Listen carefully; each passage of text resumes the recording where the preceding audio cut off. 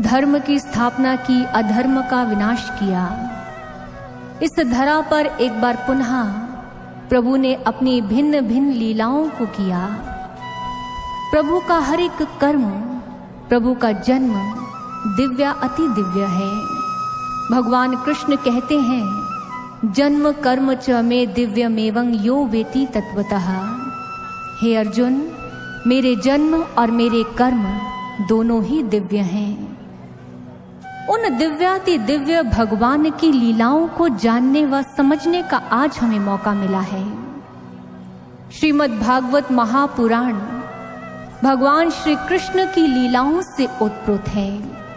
न केवल भगवान की लीलाएं, इसमें भक्तों की गाथा भी वर्णित है। इस ग्रंथ के जो रचयिता हैं वो हैं भगवान वेदव्यास जी, और इसके जो श्रोता हैं वो कौन है? राजा परीक्षित। और इस कथा के जो वक्ता हैं वो हैं सुखदेव जी महाराज। आप सब जानते हैं कि परीक्षित को श्राप मिला कि 7 दिन के पश्चात प्राणांत हो जाएगा। पहुंच गया अपने इस जीवन को सार्थक करने, मृत्यु की पीड़ा से मुक्ति के उपाय को ढूंढने, और जा पहुंचा सुखदेव जी महाराज के चरणों में।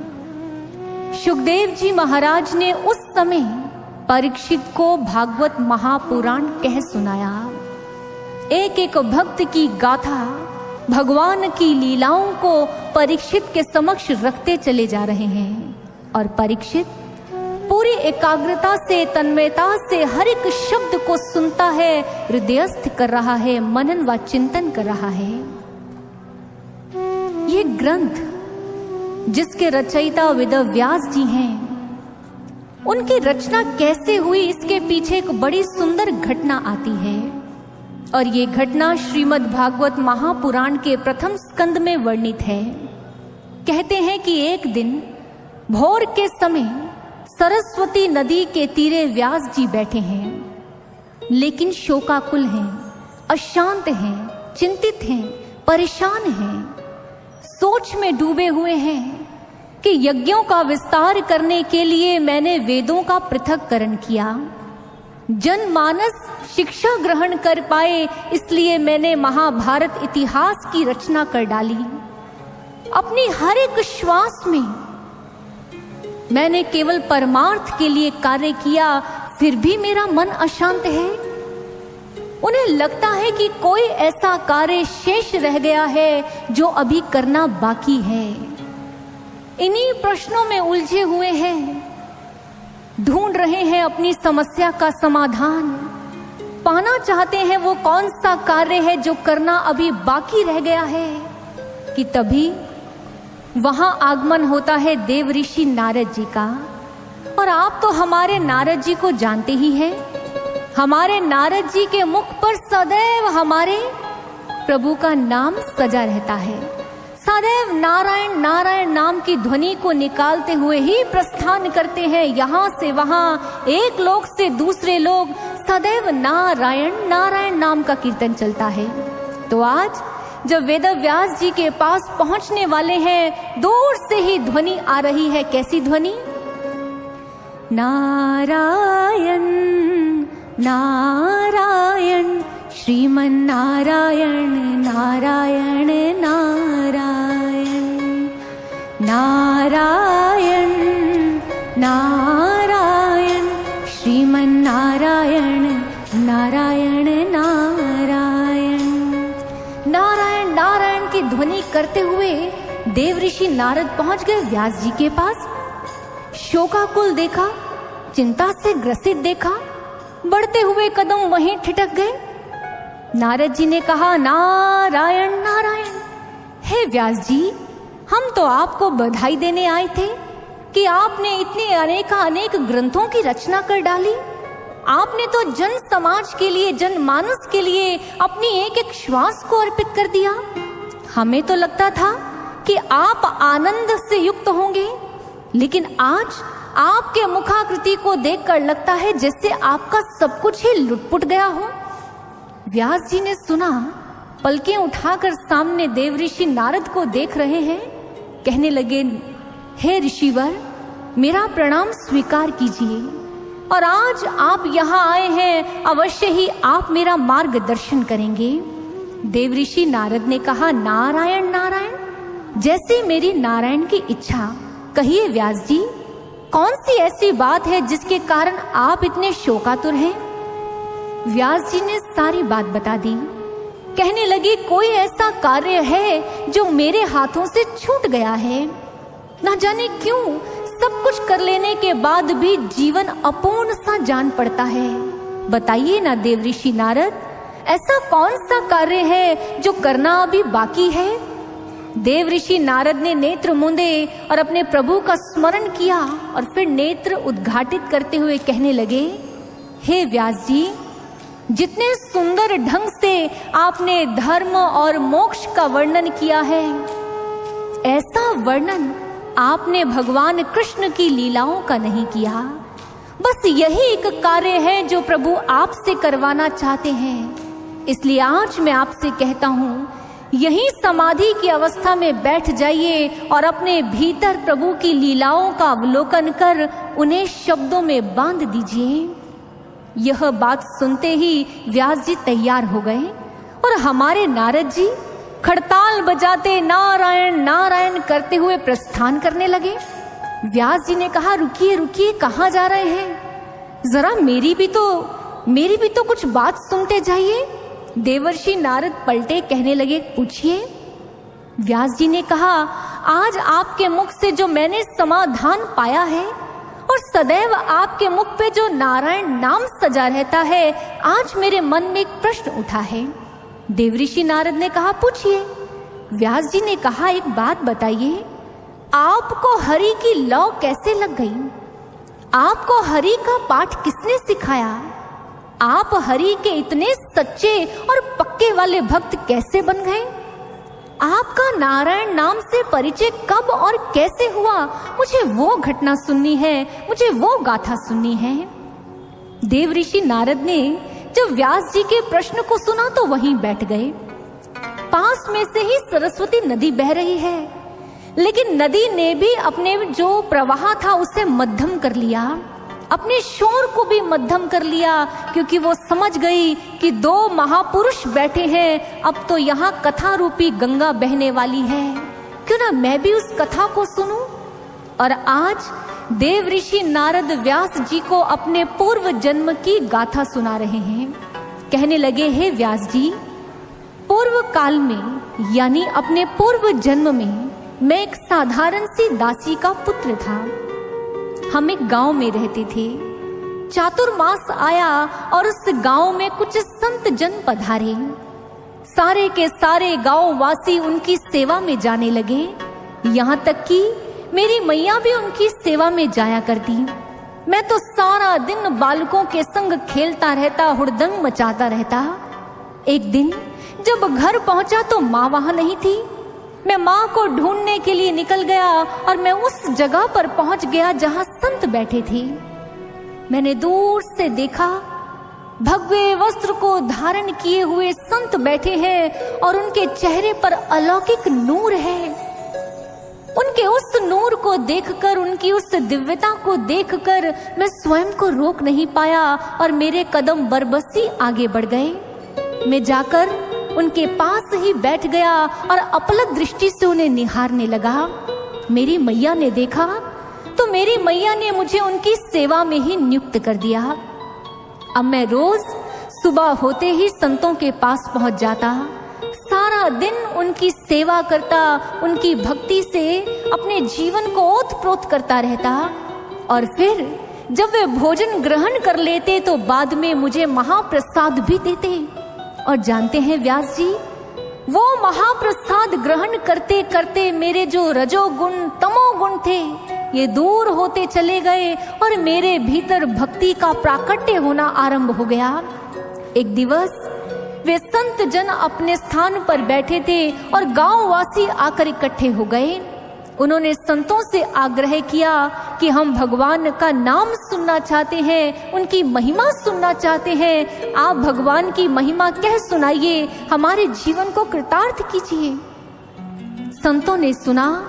उसी समय संत अपने नेत्र मूंद लिए और उन्होंने भगवान की महिमा को गाना आरंभ कर दिया। संपूर्ण वायुमंडल भगवान के नाम से गूंज उठा। आइए हम भी कुछ क्षणों के लिए भगवान के नाम का संकीर्तन करते हैं, अपने इस वायुमंडल को भी भगवान के उस शुभ नाम से ओतप्रोत कर देते हैं, उन दिव्य तरंगों से ओतप्रोत कर देते हैं। आओ हम भी भगवान के नाम का संकीर्तन करते हैं।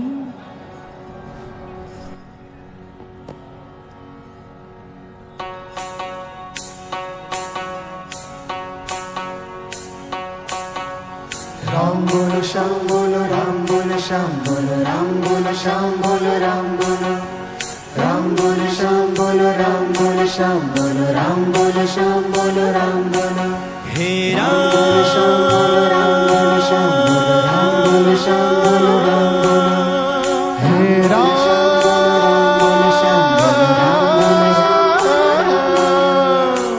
बोलो श्याम बोलो, राम बोलो श्याम बोलो, राम बोलो श्याम बोलो, राम बोलो, राम बोलो श्याम बोलो, राम बोलो श्याम बोलो, राम बोलो श्याम बोलो, राम बोलो। साधु संत फकीरों की क्या पूछो हो जा, साधु संत फकीरों की क्या पूछो हो जा, ये सब जाने कोई न जाने ओ, ये सब जाने कोई न जाने इनके मन की बात। साधु संत फकीरों की क्या पूछो हो जा, साधु संत फकीरों की क्या पूछो हो जा तो। राम बोलो श्याम बोलो, राम बोलो श्याम बोलो, राम बोलो श्याम बोलो, राम बोलो, राम बोलो श्याम बोलो, राम बोलो श्याम बोलो, राम बोलो श्याम बोलो, राम बोलो। साधु संत फकीरों की क्या पूछो हो जा तो। राम बोलो श्याम बोलो, राम बोलो श्याम बोलो, राम बोलो श्याम बोलो, राम बोलो, राम बोलो श्याम बोलो, राम बोलो श्याम बोलो, राम बोलो श्याम बोलो, राम बोलो।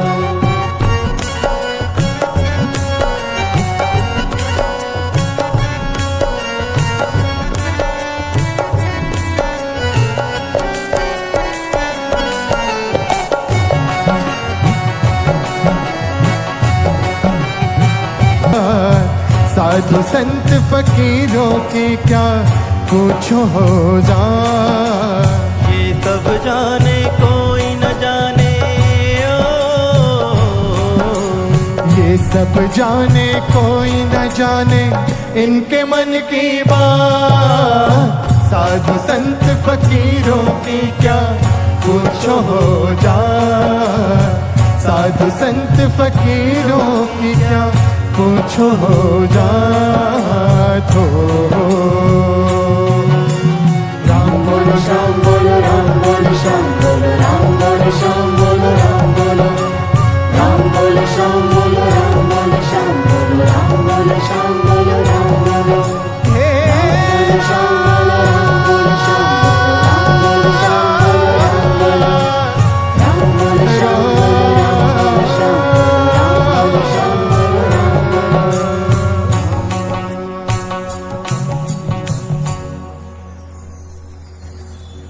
सारा का सारा वातावरण राम और कृष्ण के नाम से गुंजायमान हो गया।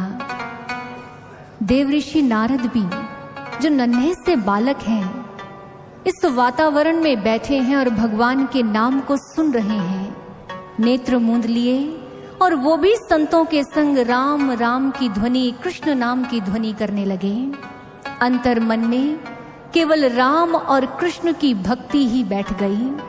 हर घड़ी हर श्वास में अब देवऋषि नारद के हृदय से केवल भगवान का नाम फूटने लगा। हर क्षण केवल संतों की सेवा में सज्ज रहने लगे। अब तो घर भी जाना छोड़ दिया। मैया से कहते हैं, मैया जो आनंद संतों के चरणों में है वो आनंद कहीं और नहीं। जानते हैं, उन संतों ने जब उस नन्हे से बालक का ऐसा स्वभाव देखा उसकी भक्ति भावना को देखा तो उसका नाम हरिदास रख दिया। ये तो हरि का दास है, ये तो हरि का सेवक है, ये तो भगवान का सच्चा भक्त है। चातुर्मास पूरे हुए, जब वो संत वहां से पधारने लगे तो उन्होंने जाते जाते देव ऋषि नारद को ज्ञान का उपदेश दिया और वे वहां से चले गए। देव ऋषि नारद जो अपनी कहानी सुना रहे हैं व्यास जी को कहने लगे, हे व्यास जी, आपको भी भगवान की कथाओं को लिखना चाहिए। आप भी भगवान के नाम की महिमा को ग्रंथ में रच दीजिए, ताकि जो इंसान आज दुख के सागर में डूब रहा है ये उन दुखों से मुक्ति को पा जाए, सच्चिदानंद आनंद कंद भगवान का दर्शन कर ले, उस आनंद से उसका जीवन सराबोर हो जाए। इसलिए आप कलम उठाइए और बांके बिहारी की कृष्ण की लीलाओं को लिखिए। इतना कहते ही देव ऋषि नारद फिर से प्रस्थान करने लगे। व्यास जी ने कहा, रुकिए रुकिए, कहाँ जा रहे हैं? जरा ये तो बताइए कि जब संत महात्मा आपके गांव से चले गए उसके बाद की आपकी यात्रा कैसी रही? देव ऋषि नारद ने व्यास जी की उस उत्कंठा को देखा तो मुस्कुरा दिए, कहने लगे, नारायण नारायण, लगता है आज आपको पूरी कथा सुनानी होगी। जिस समय संत वहां से प्रस्थान कर गए मेरा मन तो सदैव नारायण में लगता, लेकिन माँ के संग अपने कर्तव्यों को भी निभाना था, इसलिए अपने घर में रहा। एक दिन दुर्घटना हुई और माँ दुग्ध दोहने के लिए जैसे ही घर से बाहर निकली, एक सांप के प्रहार से उसकी मृत्यु हो गई। इसे भगवान की इच्छा जानकर मैंने घर का त्याग किया और उत्तर दिशा की ओर निकल गया। चलता चला जा रहा था, मानो इन कदमों को कहीं कोई विराम नहीं मिलेगा। मुझे बस खोज थी भगवान की, बस अपने भगवान को पाना था मुझे। जब इंद्रियां शिथिल होने लगी तो सामने नदी दिखाई दी। नारायण नारायण, मैं तो शीघ्र पहुंच गया, नदी में स्नान किया, आचमन किया, स्वयं को तृप्त किया और फिर एक अश्वत्थ वृक्ष के नीचे जाकर मैं ध्यान में बैठ गया। प्रभु का स्मरण करने लगा, प्रभु को याद करने लगा, प्रभु को पुकारने लगा।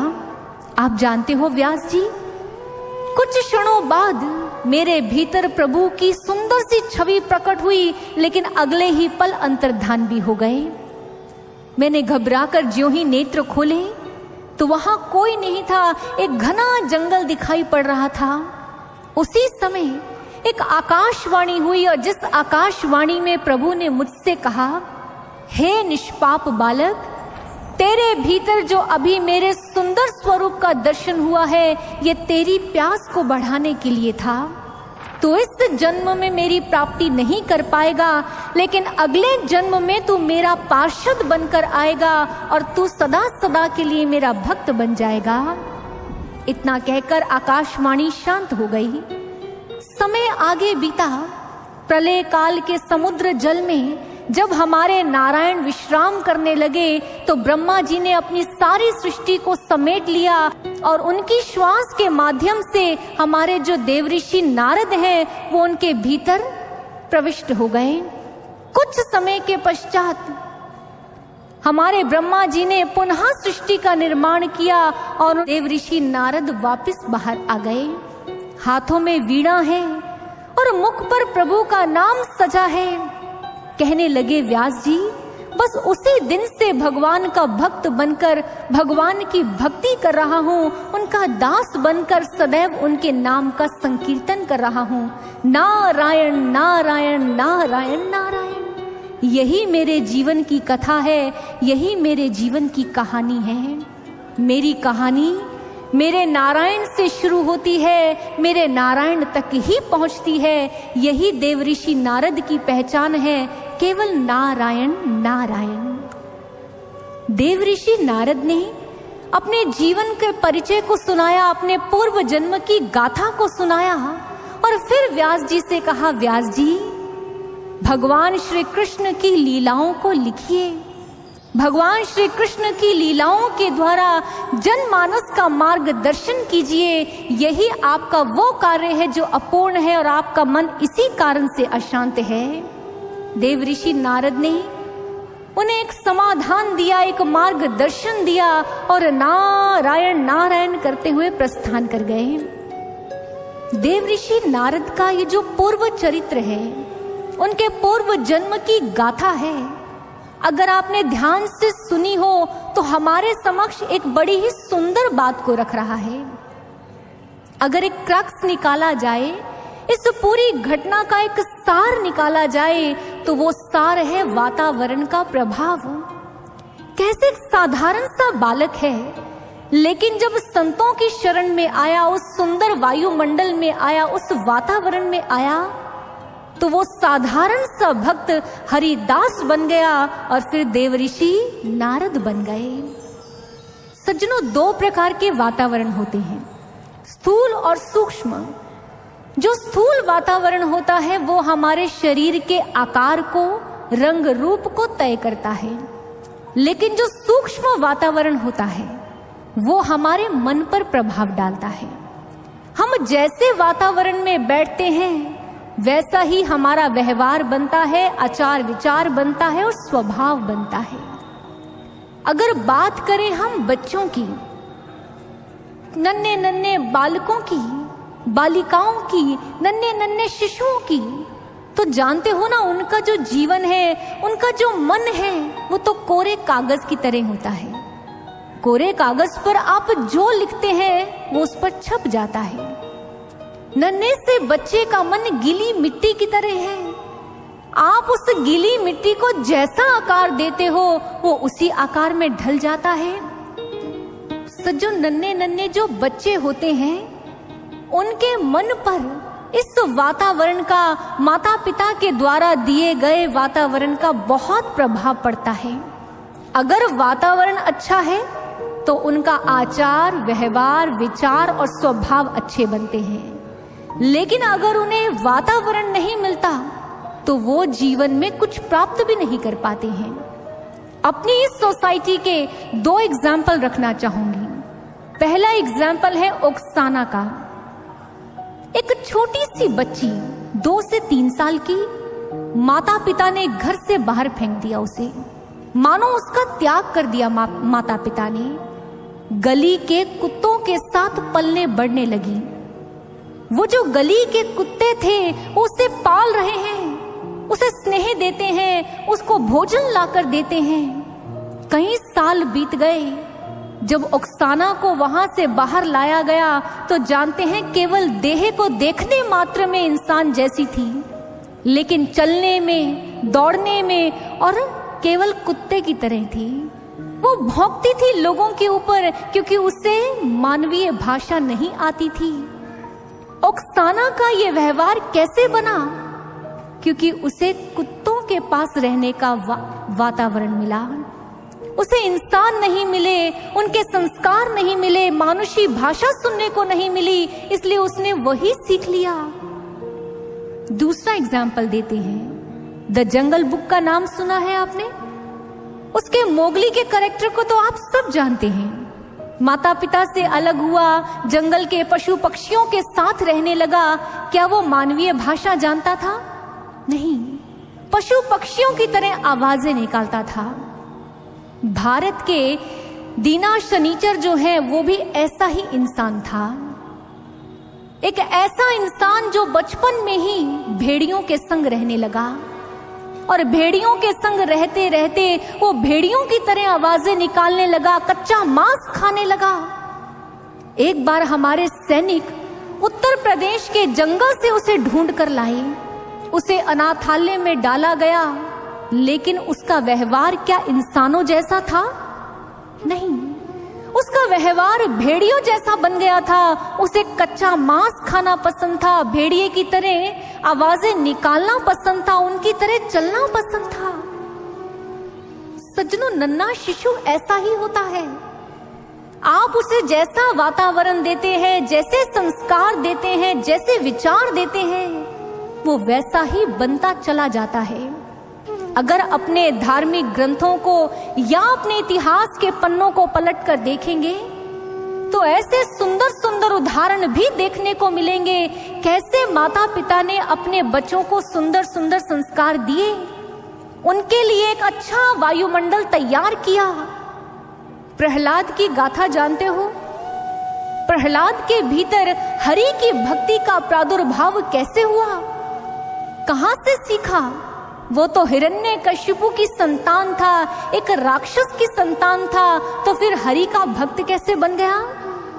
क्योंकि देव ऋषि नारद के गुरुकुल में उसका जन्म हुआ। उस वायुमंडल में रहा जहां सदैव नारायण नारायण की ध्वनि गूंजा करती थी, इसलिए वो हरि भक्त ऑटोमेटिकली बन गया। सोचिए सती मदालसा के बारे में, उनकी संतान कैसी बनेगी इसका निर्णय सती मदालसा स्वयं करती थी। अगर अपनी संतान को वैराग्य का मार्ग दिखाना है तो उसे वैराग्य से परिपूर्ण शब्द सुनाती थी, गाथाएं सुनाती थी, कथाएं सुनाती थी। लेकिन अगर राज्य के लिए राजा चाहिए तो उसे वीरता और शूरता से परिपूर्ण कथाएं सुनाकर एक ऐसी समाज की सशक्त इकाई तैयार की सती मदालसा ने।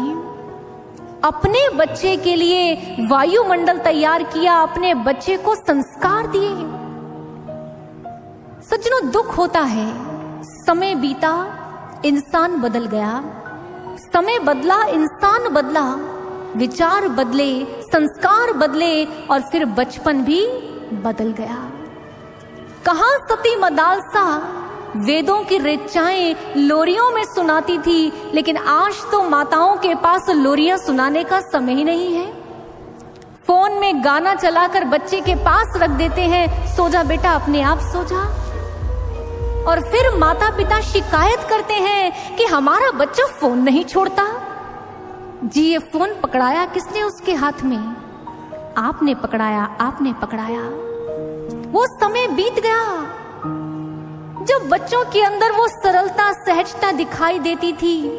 आज के बच्चे तो पोएम भी गाते हैं, selfie selfie yes papa, day and night yes papa, never at rest no papa, watch a trend ha ha हा। ये तो बच्चों की पोएम बन गई है। सोचिए, आपको याद होगा अगर अपने बालपन में आपने वो गेम खेली है, चिड़िया उड़ कौवा उड़, खेला है?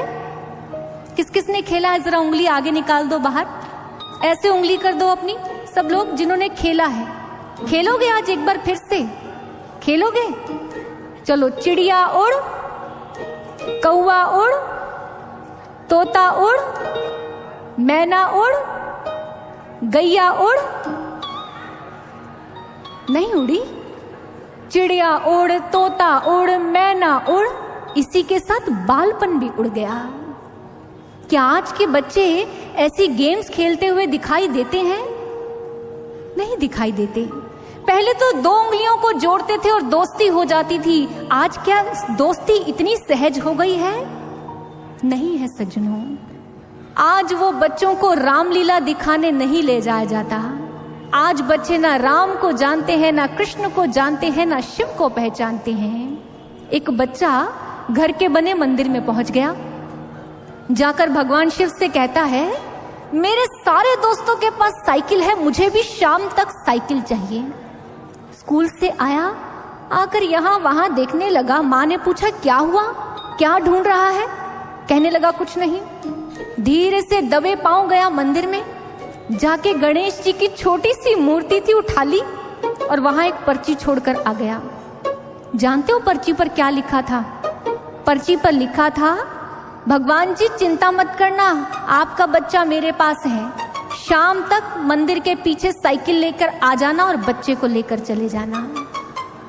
सोचिए, हमारे बच्चे टीवी के माध्यम से क्या क्या सीख रहे हैं। एक बार एक मुसाफिर निकल रहा था, बड़ी सुंदर बगिया लगी थी, उस बगिया में बड़े सुंदर सुंदर फूल थे। मुसाफिर आगे बढ़ा, उसने एक फूल को सूंघा, खुशबू नहीं, दूसरे को सूंघा, खुशबू नहीं। उसने माली से पूछा, ये कैसे फूल हैं? उसने कहा, ये नई तकनीक से उपजाए गए फूल हैं, ये देखने में सुंदर है लेकिन इनमें सुगंध नहीं है। सज्जनों, यही स्थिति आज के समाज की है। आज के हमारे नन्हे नन्हे बालक, हमारे नन्हे नन्हे बच्चे प्रखर हैं, बुद्धिवान हैं, हम बड़े बड़ों को भी चुप करवा देंगे, लेकिन गंधहीन है। उनकी मासूमियत कहीं खो गई है, उनका भोलापन कहीं खो गया, उनकी सहजता, उनकी सरलता, वो शरारतें कहीं खो गई हैं। एक बार दिव्य गुरु श्री आशुतोष महाराज जी के दरबार में उनके पास कुछ नन्हे नन्हे बच्चे आए। इतनी उत्कंठा थी उनको गुरुदेव से मिलने की, उनके पास जाने की, उनसे भेंट करने की। काफी सारे बच्चे आकर एक कक्ष में बैठ गए और तब श्री महाराज जी वहां आसन पर आकर आरूढ़ हुए। श्री महाराज जी ने उन बच्चों को देखा और आज करुणा वरुणालय गुरुदेव मानो हमें एक शिक्षा देने वाले थे। हम वहीं खड़े हैं और इस सारी घटना को देख रहे थे। गुरुदेव ने एक सेवादार को बुलाया और उन्होंने कहा, देख रहे हो इन सबको? ये नन्हे नन्हे बच्चे हैं, ये आने वाले समाज की सशक्त इकाई बन सकते हैं। लेकिन ये बच्चे, इनके अंदर संस्कार देने बाकी है, इन्हें सुंदर मार्ग दिखाना बाकी है।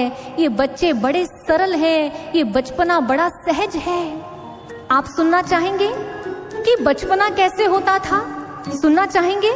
तो आओ हम उसी बचपन को महसूस करते हैं, उस मासूमियत को जानते हैं, उस सरलता, उस सहजता से परिचित होते हैं जो बच्चों में होती थी। बच्चे मन के सच्चे, बच्चे मन के सच्चे, सारे जग की आँख के तारे। बच्चे मन के सच्चे, सारे जग की आँख के तारे।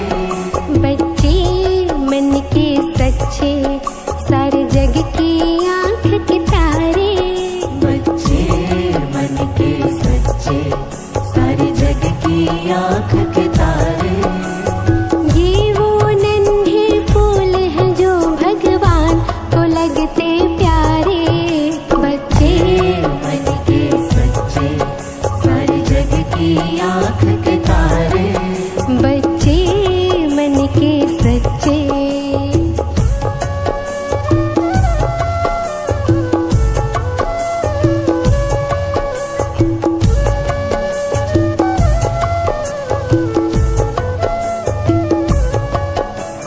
खुद रूठे खुद मन जाए, फिर हम जोली बन जाए। खुद रूठे खुद मन जाए, फिर हम जोली बन जाए। झगड़ा जिसके साथ करे, अगले ही पल फिर बात करे। झगड़ा जिसके साथ करे, अगले ही पल फिर बात करे।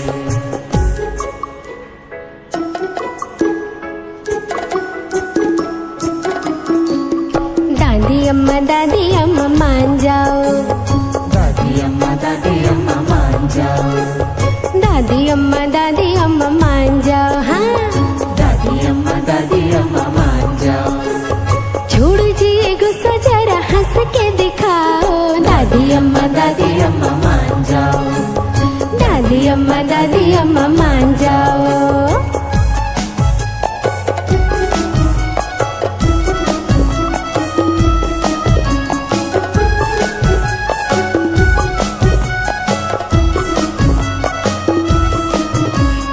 छोटी छोटी बातों पे ना बिगड़ा करो।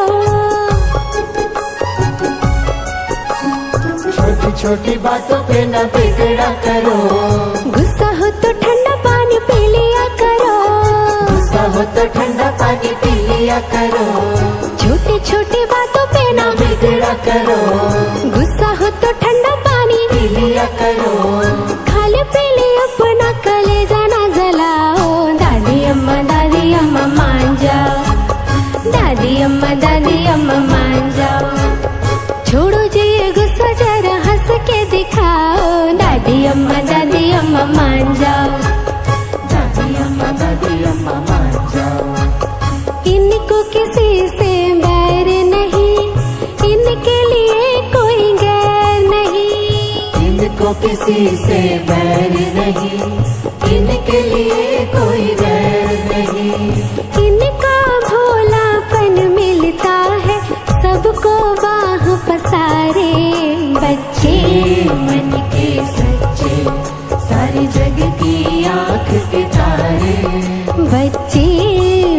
के सच्चे।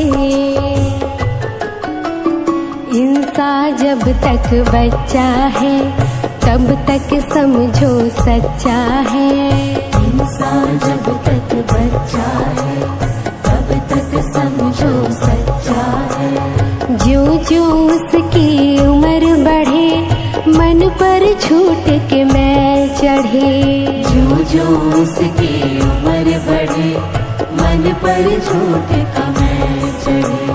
क्रोध बढ़े नफरत घेरे लालच की आदत घेरे।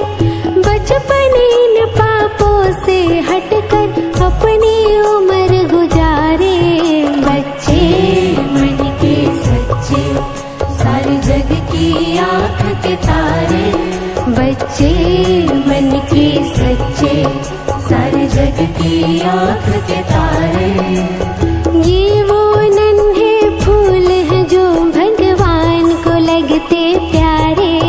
बच्चे मन के सच्चे सारे जग की आँख के तारे। बच्चे मन के सच्चे सारे जग की आँख के तारे। बच्चे मन के सच्चे